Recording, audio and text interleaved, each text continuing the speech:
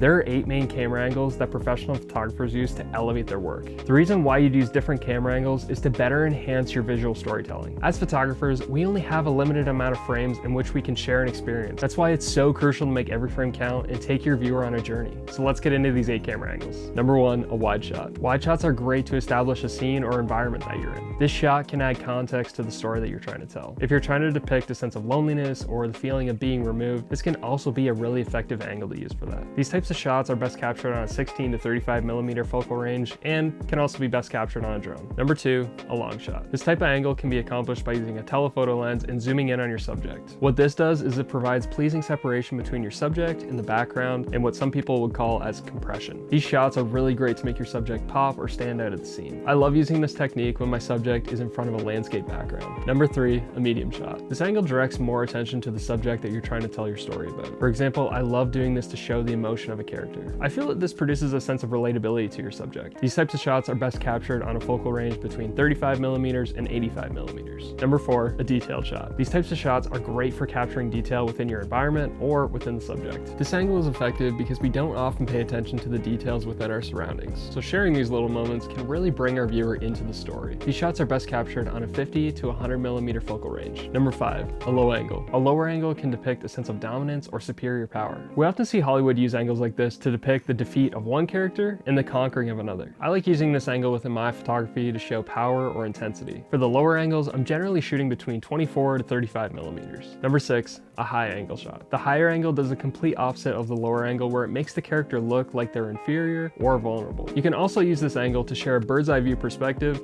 which we don't see on a daily basis, so it adds more interest to your images. Number 7, a Dutch angle. The Dutch angle is one of my personal favorite creative angles. It's often used to enhance tension or generate a sense of fear. One of my favorite photographers, Jake Dyson, has executed this extremely well within his recent shoot with GMC. Number 8, the POV shot. Now this shot isn't extremely common and I wouldn't recommend using it all the time because of its stylistic approach, but it does make the viewer feel as though they were part of that moment. As an example, this summer I was photographing dirt bikers and I used a pair of goggles as a foreground element to give that first-person perspective feeling. Typically, these types of images are captured on a wide-angle lens so that you can capture the most out of your scene. Now, understanding these camera angles is only one piece of the puzzle to capture professional-looking shots. If you want to continue to level up your photography, you'll like this video where I talk about one thing that professional photographers do for cinematic shots. All right, I'll see you over in that video. Peace.